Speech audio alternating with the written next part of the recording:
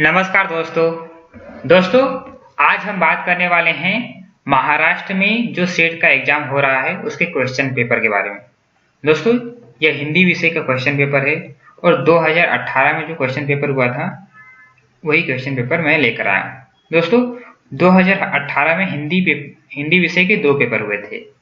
पहले प्रश्न पत्र में 50 क्वेश्चन आए थे और दूसरे क्वेश्चन पेपर में 75 क्वेश्चन आए थे।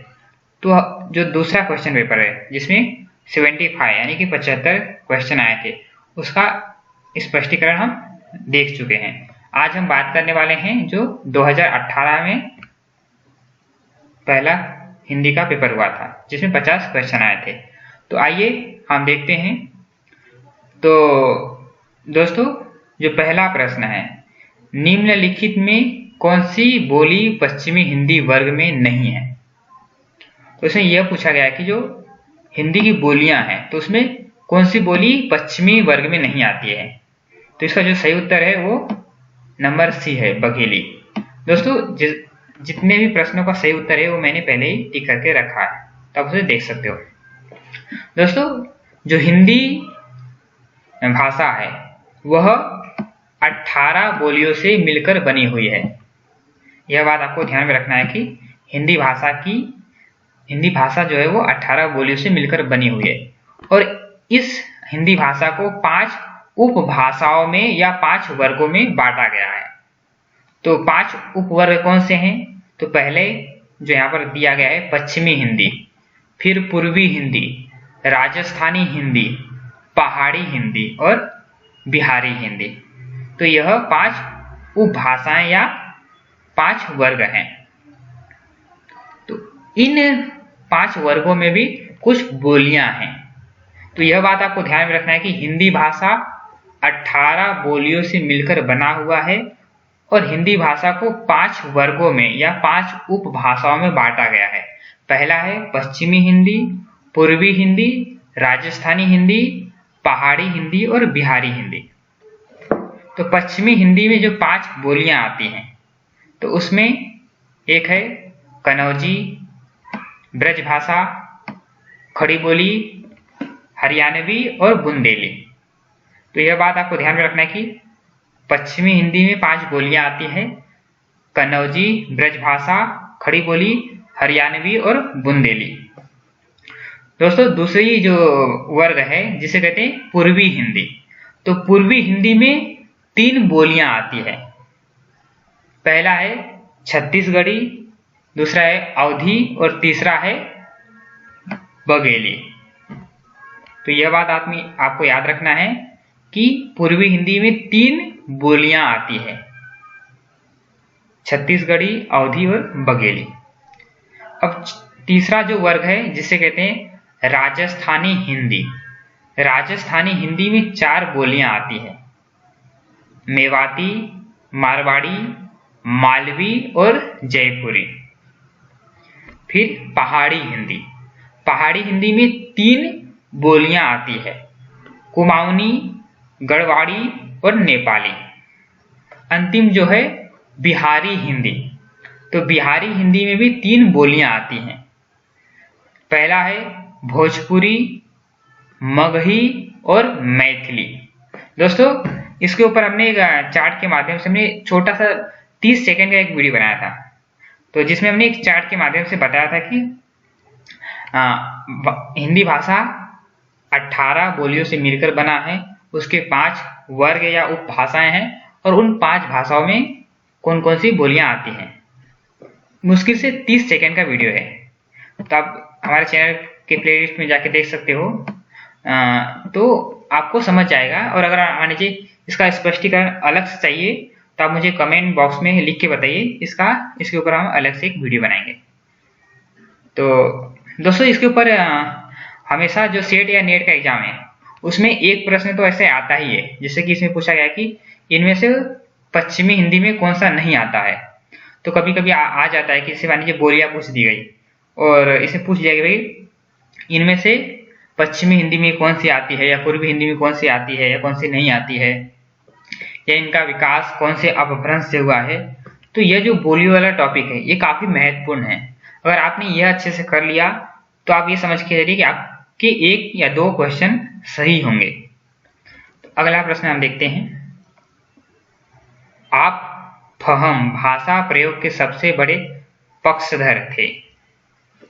तो इसका जो सही उत्तर है वो नंबर ए, यानी कि राजा शिव प्रसाद सितारे हिंद।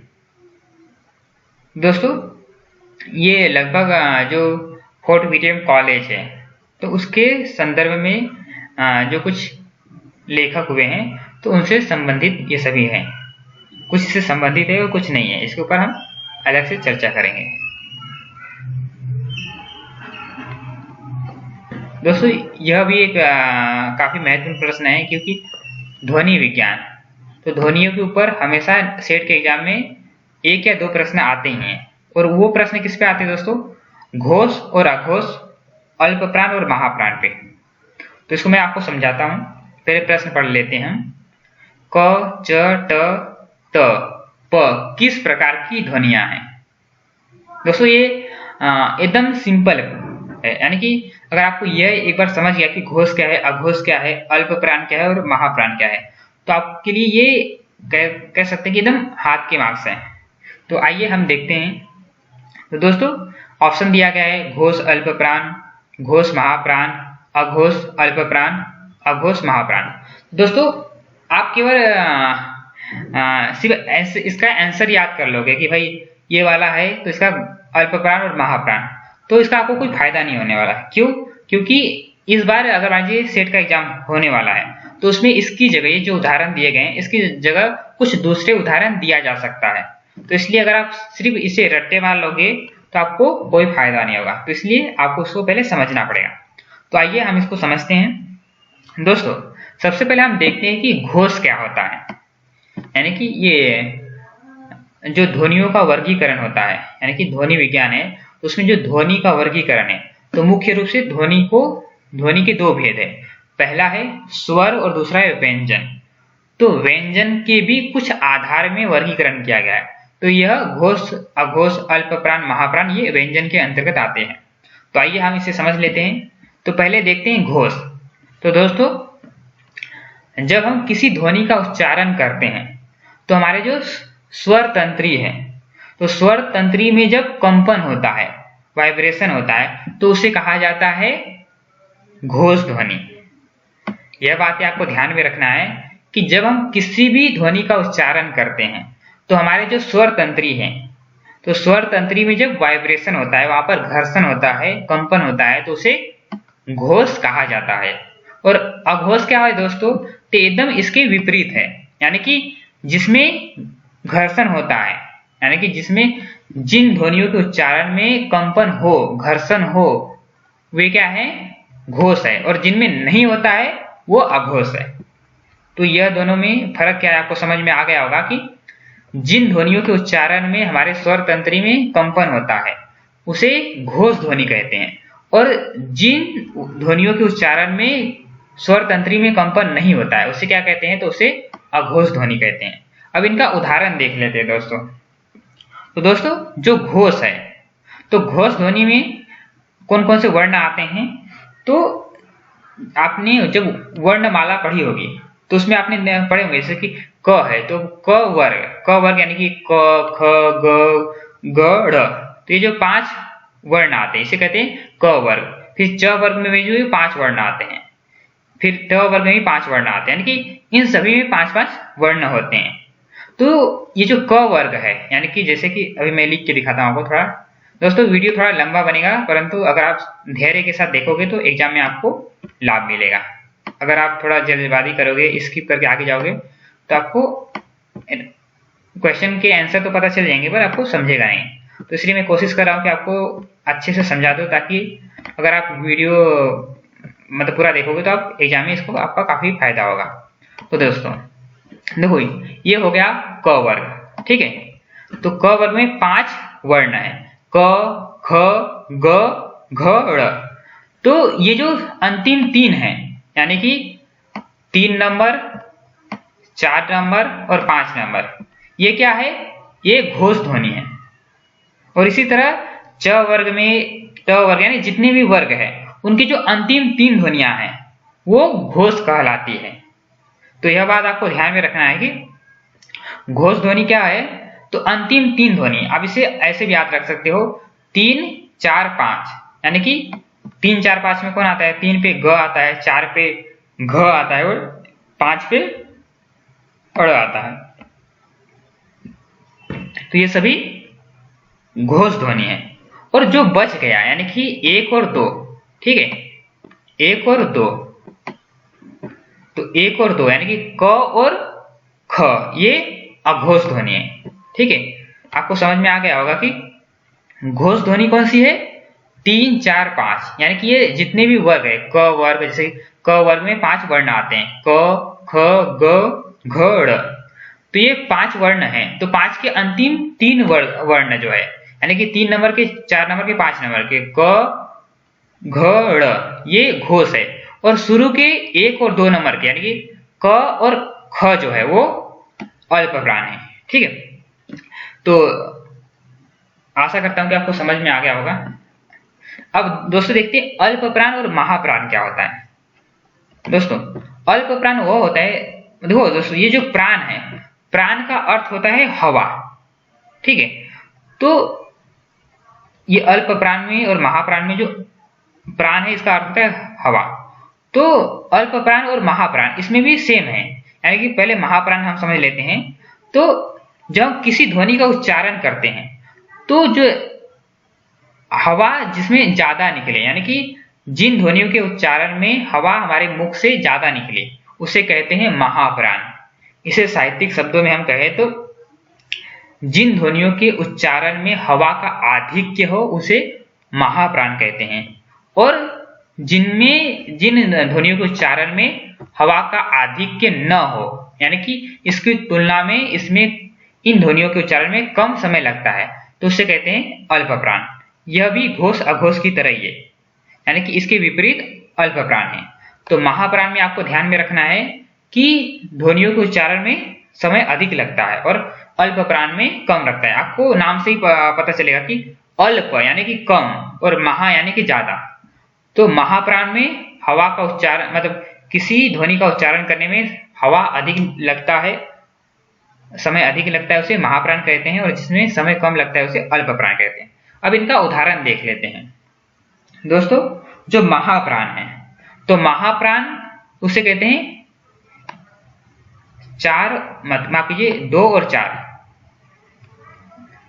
तो यह बात आपको ध्यान में रखना है कि 2 और 4 जो है वो महाप्राण है, यानी कि 2 नंबर और 4 नंबर। अब 2 नंबर पे 4 नंबर पे कौन सा, आप देखिए 2 नंबर पे क्या है, यहाँ पर ख है। ठीक है, यानी ख ध्वनि जो है वो महाप्राण है। और 4 नंबर यानी कि घ, तो घ जो है वो महाप्राण है। यानी कि ये वर्ग आपको याद रखना है। आपको वर्णमाला पता होंगे कि क से लेके ग तक जो है, तो उसमें पहले मतलब दूसरा और चौथा जो है वो महाप्राण है और बाकी जो बच गए वो सभी अल्प प्राण आते हैं। अब बचे कौन से हैं, यानी कि 1 नंबर के, 3 नंबर के और 5 नंबर के। अब इसमें देखते हैं, जैसे कि 1 नंबर क्या है, क है, 3 नंबर क्या है, ग है, और 5 नंबर क्या है, ड़ है। तो ये तीनों ही वर्ण जो है, यानी कि 1 3 5 नंबर के वर्ण जो है वो अल्प प्राण है। तो इस दृष्टि से हम इसको देखते हैं दोस्तों, तो हम देखते हैं कि इसमें जो चीजें दी गई है इसका सही उत्तर है अघोष और अल्प प्राण। यानी कि अघोष क्या था, 1 और 2। तो हम देखते हैं कि सभी वर्ण के पहले वर्ण इसमें दिए गए, जैसे कि क वर्ग में क से शुरुआत होती है तो क दिया गया है, च में च से शुरुआत होती है पहला तो वो दिया गया है, फिर यानी कि ट प, ये जितने भी हैं ये पहले अक्षर के आते हैं, इसलिए क्या है ये अघोष है, क्योंकि अघोष का मैंने बताया था 1 और 2। ठीक है, अब जो अल्प प्राण है, अल्प प्राण में हमने क्या बताया था, 1 3 5। तो 1 नंबर का आप देखते हैं कि जैसे कि क वर्ग में क है, फिर च वर्ग है, ये 1 नंबर पे आते हैं, यानी कि इसका जो सही उत्तर है वो सी है। दोस्तों वीडियो थोड़ा लंबा जरूर बनेगा, पर अगर आप पूरा वीडियो देखोगे, पूरा स्पष्टीकरण को समझोगे तो आपको एग्जाम में फायदा होगा। क्योंकि आपको पता है दोस्तों कि सेम टू सेम क्वेश्चन नहीं आते हैं, भले ही इसी पे प्रश्न आएंगे पर वो क्या करेंगे कि ऑप्शन सेम देंगे पर ये जो वर्ण है उसको बदल देंगे। जैसे कि यहाँ पर क है तो क की जगह ख लिख सकते हैं, ज लिख सकते हैं, कुछ भी लिख सकते हैं। तो फिर क्या होता है कि अगर मान लीजिए आपने सिर्फ आंसर पढ़ लिया है तो आप इसका आंसर नहीं दे सकते हो। तो इसके लिए दोस्तों एक बार आप इसे अच्छे से समझ लोगे तो आप इसका आंसर दे सकते हो। दोस्तों अगर आपको इसके ऊपर अलग से वीडियो चाहिए होगा कि मैं घोष, अघोष, अल्प प्राण और महाप्राण के ऊपर एक अलग से वीडियो बनाऊं उदाहरण के साथ, तो आप मुझे कमेंट बॉक्स में लिख के बताइए, उसके ऊपर हम अलग से एक वीडियो बनाएंगे। तो दोस्तों अगला प्रश्न देखते हैं। लोगन कवित्व की वो खेल करी जान्यो है, इस पंक्ति के रचयिता कौन है? तो इसका सही उत्तर है ये ठाकुर है। तो लोगन कवित्व की वो खेल करी जान्यो है, तो ये रीतिकाल के कवि हैं। दोस्तों ये जितने भी कवि हैं, बोधा, ठाकुर, आलम और द्विजदेव, ये सभी रीति मुक्त कवि हैं। तो यह बात आपको ध्यान में रखनी है कि ये सभी जो हैं वो रीति मुक्त कवि हैं। तो आगे हम देखते हैं 5 नंबर का प्रश्न है, गोरखनाथ किसके शिष्य थे? तो इसका जो सही उत्तर है वो नंबर डी यानी कि मच्छेंद्रनाथ। दोस्तों जो नाथ संप्रदाय है तो उसके प्रवर्तक जो माने जाते हैं वे गोरखनाथ माने जाते हैं। ठीक है, तो यह बात आपको ध्यान में रखना है कि नाथ संप्रदाय के प्रवर्तक गोरखनाथ माने जाते हैं। और नाथ संप्रदाय के जो आदि आचार्य माने जाते हैं वो कौन है? तो मच्छेंद्रनाथ, यानी कि नाथ संप्रदाय के जो आदि आचार्य हैं वो कौन है? मच्छेंद्रनाथ है। और नाथ संप्रदाय को विकसित और उसका प्रसार करने में सबसे बड़ा योगदान किसका था? गोरखनाथ का था। तो इसलिए इसे नाथ संप्रदाय का जो प्रवर्तक माना जाता है वो गोरखनाथ को माना जाता है। और नाथों की जो संख्या है तो उनकी संख्या है 9। तो यह बात आपको ध्यान में रखनी है कि आचार्य रामचंद्र शुक्ल ने जो नाथ हुए हैं, नाथ पंथ में जो नाथ हुए हैं, उनकी संख्या कितनी मानी है शुक्ल जी ने? तो 9 मानी है।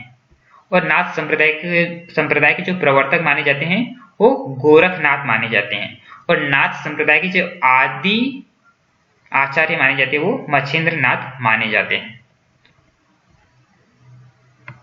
अगला प्रश्न हम देखते हैं दोस्तों, हिंदी का प्रथम राम काव्य है, तो इसका सही उत्तर है पौंचर्यु। दोस्तों बहुत से विद्यार्थी जब हिंदी का प्रथम राम काव्य को रामचरितमानस को सही कर देते हैं, क्योंकि उन्हें लगता है कि रामचरितमानस ही सही उत्तर है। परंतु तुलसीदास का रामचरितमानस ये बाद में लिखा गया था। ये लिखा गया था 1574 में, ठीक है, ईस्वी में। तो 1574 ईस्वी में लिखा गया था। और ये जो पौंचर्य है ये पुष्पदंत की रचना है, ठीक है। तो ये पुष्पदंत की रचना है और इनका जो समय था वो लगभग 9वीं-10वीं शताब्दी था। तो इसलिए पौंचर्य को हिंदी का प्रथम राम काव्य माना जाता है, यानी कि हिंदी में लिखा गया जो पहले राम काव्य का वर्णन है किसमें हुआ था? तो पौंचर्य में हुआ था। ये भी मूल रूप से अपभ्रंश भाषा काव्य है, ठीक है। परंतु आप लोग जानते होंगे जो शुरुआती के अपभ्रंश है उसे हिंदी के अंतर्गत रखा जाता है।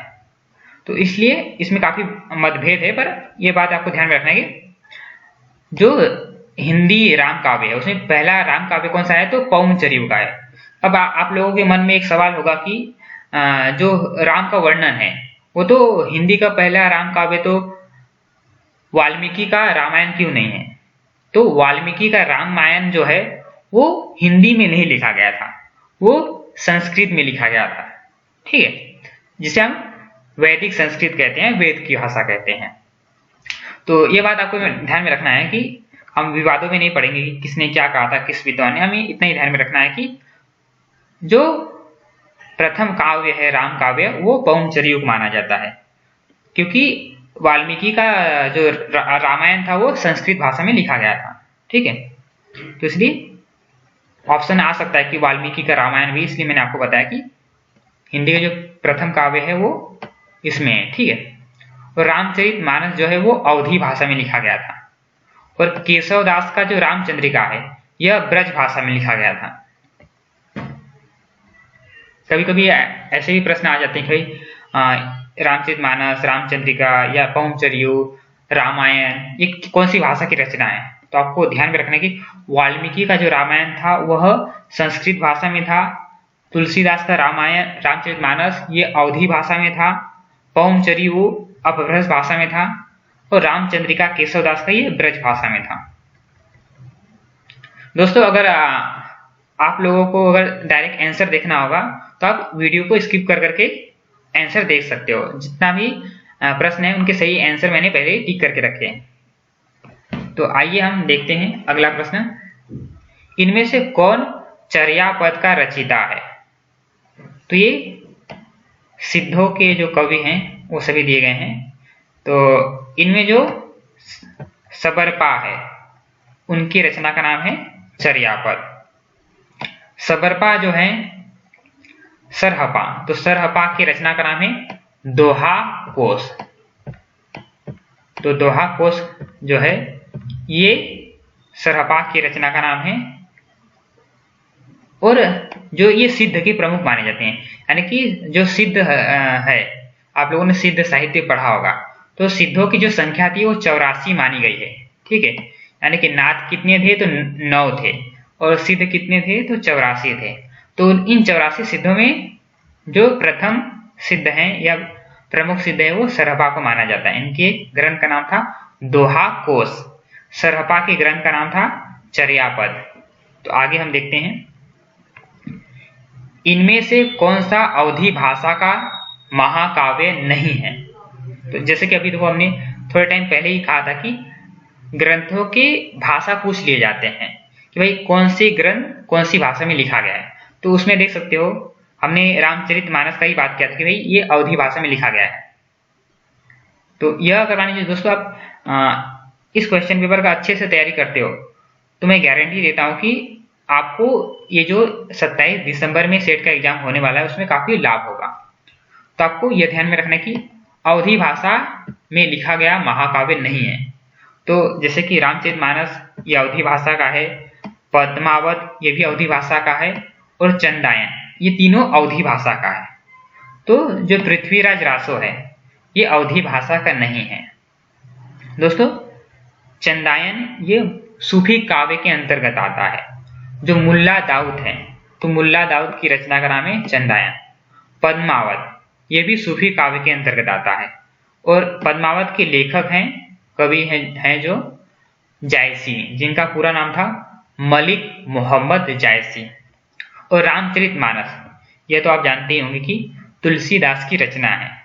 तो ये तीनों ही जो काव्य है महाकाव्य है अवधी भाषा में लिखा गया था।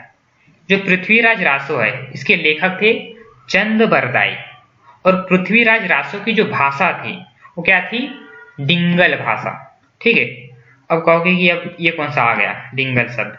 तो आप लोगों ने जब आदिकाल पढ़े होंगे तो आदिकाल में जब आदिकाल की विशेषताएं पढ़ा होगा तो उसमें आपने डिंगल और पिंगल भाषा का नाम सुना होगा। अगर आपने आदिकाल के ऊपर अगर मान लीजिए आपको एक वीडियो चाहिए कि विशेषताओं के ऊपर, तो दोस्तों हमने आदिकाल की जो विशेषताएं हैं उसके ऊपर हमने एक वीडियो बनाया है जिसमें हमने देखा था कि भाई आदिकाल की क्या क्या विशेषताएं हैं। उसमें हमने देखा था कि भाई डिंगल भाषा किसे कहते हैं और पिंगल भाषा किसे कहते हैं। तो उसमें आप जाके देख सकते हो। फिर मैं आपको समझा देता हूँ कि ये डिंगल भाषा यानी कि क्या। तो दोस्तों ये जो पृथ्वीराज रासो है इसके लेखक हैं चंद बरदाई, और यह डिंगल भाषा में लिखी गई है। अब डिंगल यानी कि क्या, तो जिसमें राजस्थानी भाषा राजस्थानी भाषा और अपभ्रंश भाषा का मिश्रण हो उसे कहते हैं डिंगल भाषा, ठीक है। यह बात आपको ध्यान में रखना है, और सेट के एग्जाम में पूछे भी जाते हैं। आप नेट और सेट की जब तैयारी कर रहे हो तो उसमें कभी कभी प्रश्न आते भी हैं और आए भी हैं। हम अगला क्वेश्चन पेपर देखेंगे तो उसमें मैं आपको दिखाऊंगा कि ये प्रश्न आए थे कि डिंगल भाषा में कौन सी भाषाएं आती है। तो डिंगल भाषा में आती है अपभ्रंश मिश्रित राजस्थानी, ठीक है। ऑप्शन ऐसा दिया गया था अपभ्रंश मिश्रित राजस्थानी, यानी कि जिसमें अपभ्रंश और राजस्थानी भाषा का मिश्रण है उसे कहते हैं डिंगल भाषा, और जिसमें अपभ्रंश और ब्रज भाषा का मिश्रण है उसे कहते हैं पिंगल भाषा। ठीक है, यह बात आपको ध्यान में रखना है। पिंगल लिखने में थोड़ा कठिनाई हो रहा है दोस्तों, क्योंकि लैपटॉप से मैं लिख रहा हूं, तो हाँ, तो ये समझिए कि ये पिंगल है। ठीक है, और ये डिंगल और पिंगल। तो डिंगल क्या है? जिसमें अपभ्रंश और राजस्थानी भाषा का मिश्रण है उसे डिंगल भाषा कहते हैं, और जिसमें ब्रज भाषा और अपभ्रंश भाषा का मिश्रण हो उसे कहते हैं पिंगल भाषा। तो पृथ्वीराज रासो लिखा गया था डिंगल भाषा में, यानी कि अपभ्रंश और राजस्थानी भाषा में लिखा गया था पृथ्वीराज रासो। दोस्तों, मैं बार बार कह रहा हूं कि वीडियो लंबा बनेगा, परंतु आप अंत तक देखोगे तो एग्जाम में आपको काफी लाभ होगा। तो आइए अगला प्रश्न देखते हैं। किस भक्त कवि को जड़िया कहा गया है? तो ये नंददास को जड़िया कवि कहा गया है। ठीक है, तो एक उक्ति थी कि और कवि गड़िया नंददास जड़िया। तो यह इसलिए कहा गया था क्योंकि नंददास जो थे उन्होंने अपने काव्य में जो भाषा का प्रयोग किया था वो काफी जैसे कि हीरे की तरह जड़ते हैं, तो उसी प्रकार इन्होंने एक एक शब्द को काफी चुन चुन के रखा था, इसलिए कहा जाता है कि और कवि गड़िया नंददास जड़िया। तो यह बात नंददास के बारे में लागू होती है। अगला प्रश्न हम देखते हैं। आलवार संतों का संबंध किस प्रदेश से था? दोस्तों, हमने एक वीडियो बनाया था जिसमें हमने देखा था कि भक्ति आंदोलन का उद्भव और विकास कैसे हुआ है, उसको लेकर विद्वानों के क्या क्या मत हैं। तो उसमें हमने देखा था कि जो हजारी प्रसाद द्विवेदी हैं उनका मानना था कि भक्ति आंदोलन का जो आरंभ है वो दक्षिण भारत से हुआ था। ठीक है, दक्षिण भारत से भक्ति आंदोलन का आरंभ उन्होंने माना था। और किसके द्वारा माना था? तो आलवार संतों के द्वारा। अब ये प्रश्न आता है कि भाई आलवार क्या? तो दोस्तों, जिसे हम हिंदी में वैष्णव भक्त कहते हैं, तो वैष्णव भक्तों को ही दक्षिण भारत में तमिल भाषा में आलवार कहा जाता है। यह बातें आपको ध्यान में रखनी है कि जो वैष्णव भक्त हैं वही दक्षिण में आलवार संत कहलाते हैं। ये जो आलवार है इसका अर्थ होता है वैष्णव। तो कभी कभी प्रश्न आता है कि आलवार का क्या अर्थ है? तो आलवार यानी कि जो वैष्णव भक्त हैं, ये तमिल भाषा का शब्द है। ठीक है, तो जाहिर सी बात है कि भक्ति आंदोलन का जो आरंभ है, उद्भव है, वो दक्षिण भारत में हुआ था। तो दक्षिण भारत में तो किस प्रदेश में हुआ था? तो वो तमिलनाडु में हुआ था। ठीक है, तो अगर दोस्तों आपको भक्ति आंदोलन के ऊपर कोई वीडियो देखना होगा तो आप हमारे चैनल के प्लेलिस्ट में जाके देख सकते हो। हिंदी साहित्य का इतिहास नाम से प्लेलिस्ट है, उसमें हमने बनाया था कि भक्ति आंदोलन का उद्भव कब से हुआ है, उसको लेकर शुक्ल जी का क्या मानना है, हजारी प्रसाद द्विवेदी का क्या मानना है, गिरिसन जी क्या कहते हैं, तो उसका हमने काफी अच्छे से चर्चा किया था। तो उस वीडियो को आप देख सकते हो। अगला प्रश्न देखते हैं। हिंदी साहित्य के इतिहास में भक्ति काल का नामकरण सर्वप्रथम किसने किया? तो हिंदी साहित्य के इतिहास में जो भक्ति काल है, तो भक्ति काल का जो नामकरण है सबसे पहले किसने किया था? तो शुक्ल जी ने, तो आचार्य रामचंद्र शुक्ल जी ने। अगला प्रश्न देखते हैं हम। नक्सिक वर्णन का प्रथम प्रयोग हिंदी के किस काव्य में मिलता है? तो दोस्तों, जो नक्सिक होता है, नक्सिक यानी कि ये नायिका के सौंदर्य से संबंधित है, यानी कि नख यानी कि पैर के नाखून से लेके सर तक, सिक यानी कि सर, तो नाखून से लेके सर तक जो नायिका के सौंदर्य है, उसके अंगों का सौंदर्य का वर्णन करना, उसे कहते हैं नक्सिक वर्णन। यानी कि नायिका के नाखून से लेकर उसके सर तक उसके जितने भी अंग हैं, उस अंगों के सौंदर्य का वर्णन करना ही काव्य में नक्सिक वर्णन करना कहलाता है। तो ये प्रश्न पूछा गया है कि नक्सिक वर्णन का प्रथम प्रयोग हिंदी के किस काव्य में मिलता है? तो इसका सही उत्तर है नंबर सी, राउल वेल। इस ग्रंथ के लेखक थे रोला। ठीक है,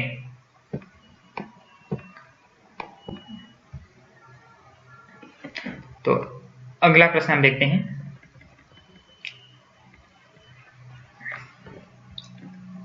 इनमें से कौन राम भक्त कवि नहीं है? तो इसमें पूछा गया है कि इनमें से कौन राम भक्त कवि नहीं है। तो अग्रदास, तुलसीदास और नाभादास ये सभी राम भक्त कवि हैं। और जो चित्त स्वामी हैं ये अष्ट छाप के कवि हैं। जो कृष्ण काव्य में जो अष्ट छाप आता है, तो अष्ट छाप के कवि जो है वो है चित्त स्वामी। तो यह बात आपको ध्यान में रखना है कि जो अष्ट छाप थी उसकी स्थापना हुई थी 1565 में। और किसने की थी? तो विठल नाथ ने की थी। इसके ऊपर प्रश्न आते हैं। तो अष्ट छाप की स्थापना 1565 में हुई थी। और इसके प्रवर्तक जो थे, स्थापना करने वाले थे विठल नाथ।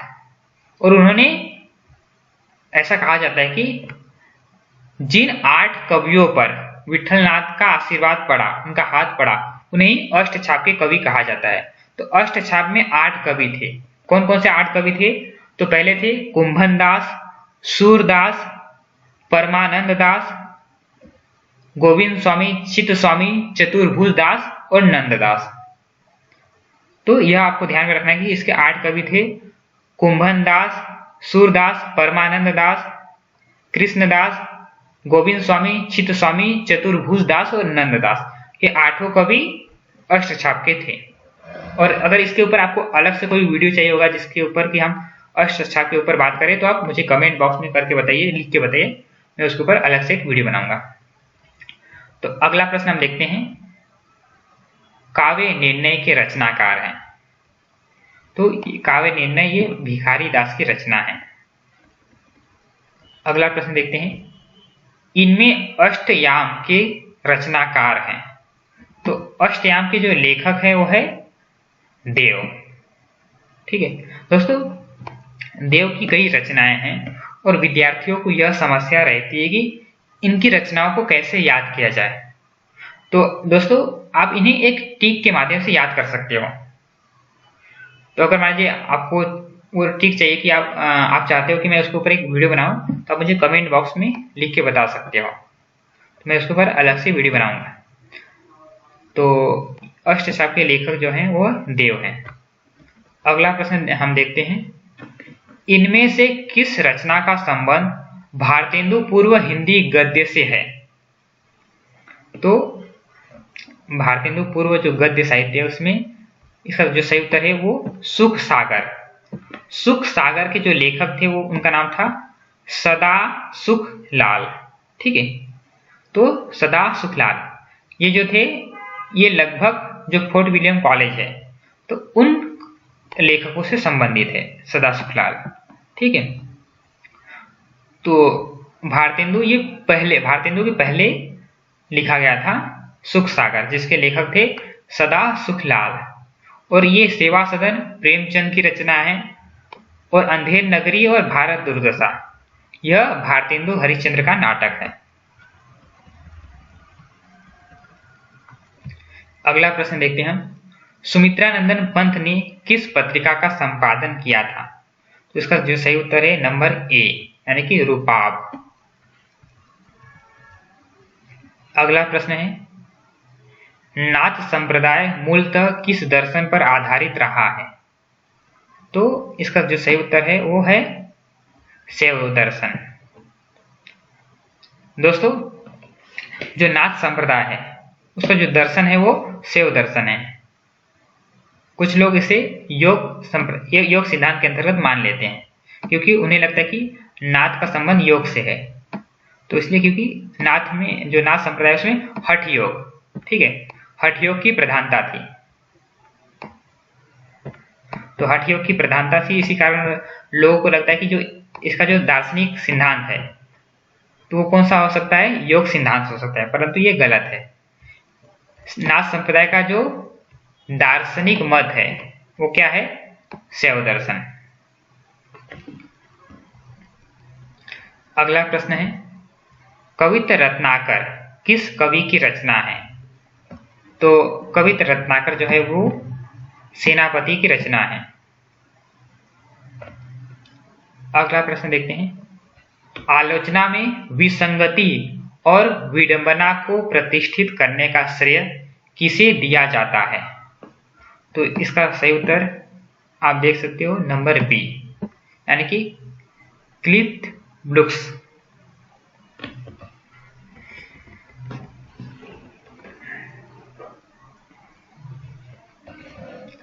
अगला प्रश्न देखते हैं, काल्ड्रिच के अनुसार कल्पना का कौन सा रूप सही नहीं है?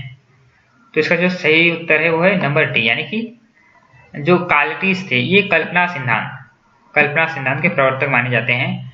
तो इन्होंने कल्पना के कुछ रूप माने थे, कुछ प्रकार भेद माने थे।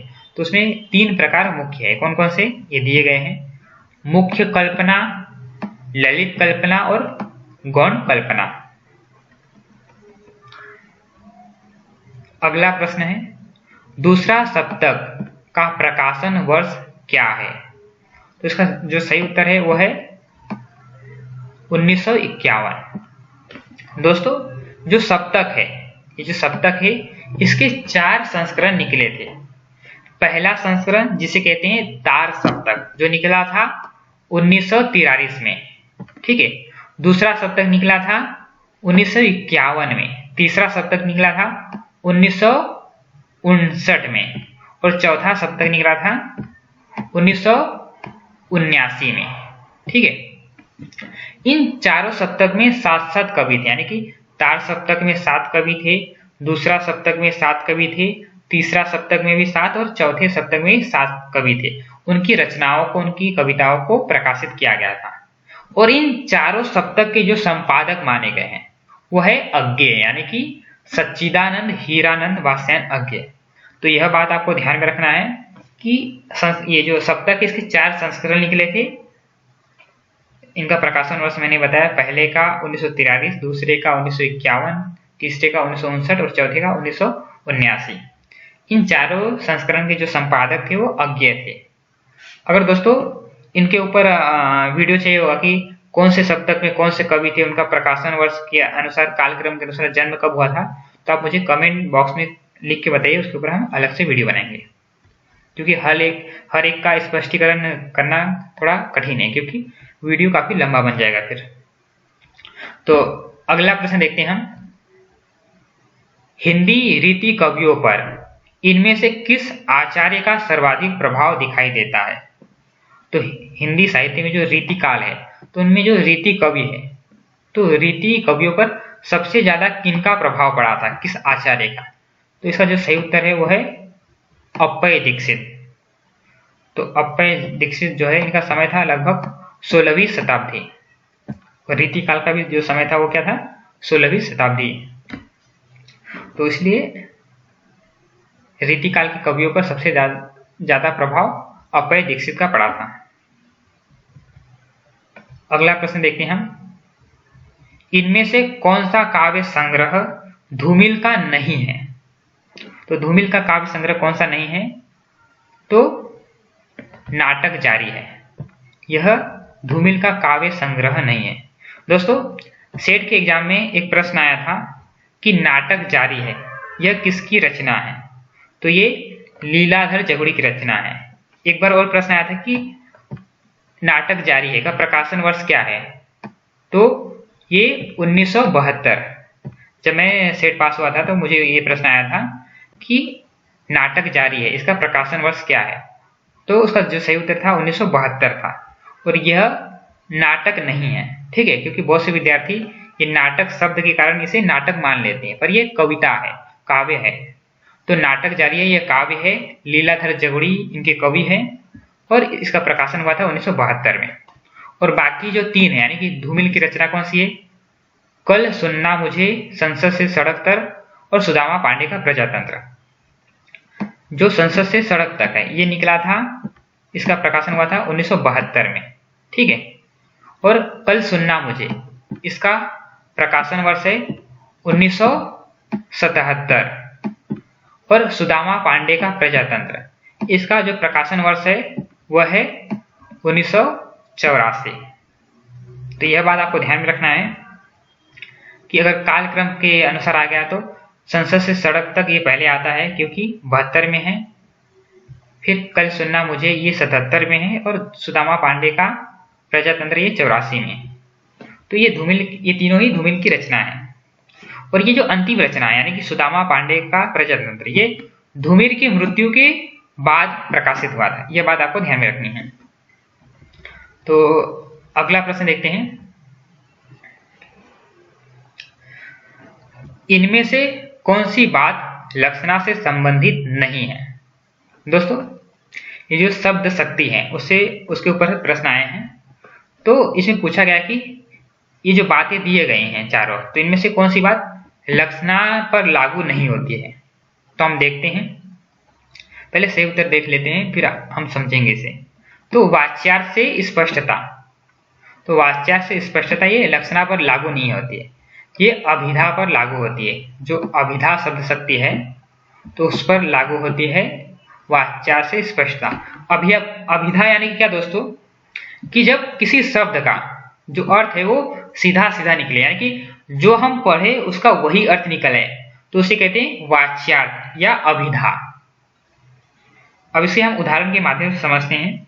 जैसे कि घोड़ा घास खा रहा है, तो अगर मैं आपको कहूं कि घोड़ा घास खा रहा है तो आप क्या समझोगे कि भाई घोड़ा कोई जानवर है और घास खाने की वस्तु है और वो खा रहा है यानी कि एक क्रिया है, खाने की क्रिया। तो यानी कि आप यही समझो कि घोड़ा घास खा रहा है, इससे आप दूसरा कोई अर्थ नहीं निकालोगे। यानी कि जो पढ़ते हैं हम उसका वही अर्थ निकालते हैं, उसे कहते हैं अभिधा, यानी कि वाच्यार्थ से स्पष्टता। अब जो लक्षणा है, लक्षणा दोस्तों कि जो हम पढ़ते हैं उसको छोड़कर कुछ दूसरा अर्थ निकालते हैं। जैसे कि इसमें कहा जाता है कि मुख्यार्थ की बाधा, यानी कि मुख्य अर्थ में बाधा हो, रूढ़ि या प्रयोजन के आधार पर अन्य अर्थ निकाला जाए। यानी कि लक्षणा का परिभाषा क्या हुआ कि जिस शब्द शक्ति में मुख्यार्थ में बाधा हो और रूढ़ि या प्रयोजन के आधार पर कोई अन्य अर्थ निकाला जाए उसे कहते हैं लक्षणा शब्द शक्ति। मुख्यार्थ में बाधा यानी कि दोस्तों जो शब्द का मुख्य अर्थ है उसमें बाधा आए कभी कभी। जैसे कि आप लोगों ने कई बार यह सुना होगा कि कोई लड़की देखने जाता है तो कहा जाता है कि लड़की गाय है, तो इसका मुख्य अर्थ क्या निकलता है कि लड़की जानवर है। परंतु कहने वाले का मतलब यह नहीं होता है, कहने वाले का मतलब यह होता है कि लड़की गाय के समान सीधी साधी भोली भाली है। ठीक है, तो यानी कि मुख्य अर्थ में बाधा आती है। मुख्य अर्थ क्या निकलता है कि भाई लड़की गाय यानी कि लड़की जानवर है, परंतु यह अर्थ नहीं होता है। अर्थ क्या होता है कि लड़की गाय के समान भोली भाली और सीधी साधी है। तो मुख्य अर्थ में बाधा आए यानी कि जहां पर मुख्य अर्थ में बाधा आए। और रूढ़ि और प्रयोजन, अब रूढ़ि और प्रयोजन क्या होता है दोस्तों? रूढ़ि यानी कि ऐसा कहने का रूढ़ि है, प्रचलन है। जैसे कभी कभी हम कहते हैं ना कि भाई अब तू 9 2 11 हो जा, तो ये 9 2 11 इसका मुख्य अर्थ क्या निकलता है, यानी कि 9 और 2 को मिला दे तो 11 बनता है। पर हम उसे किसी को गणित नहीं सिखा रहे होते। 9 2 11 का अर्थ होता है कि भाई यहां से निकल जा, यहां से भाग जा। तो यानी कि ऐसा कहने का रूढ़ि है, ऐसा कहने का प्रचलन है, उसे कहते हैं रूढ़ि। ठीक है, अब प्रयोजन दोस्तों, प्रयोजन का अर्थ होता है किसी उद्देश्य से। कभी कभी हम जानबूझकर ऐसा कहते हैं कि उससे कोई दूसरा अर्थ निकले। जैसे कि कभी कभी हम किसी के ऊपर गुस्सा हो जाते हैं किसी कारणवश, तो हम कहते हैं कि भाई तू बैर है। तो बैल का अर्थ ये नहीं होता कि भाई वो जानवर है, यानी कि वह बैल के समान मूर्ख है। या किसी को भाई तू उल्लू है, तो उल्लू का अर्थ ये नहीं होता कि भाई वो पंछी है।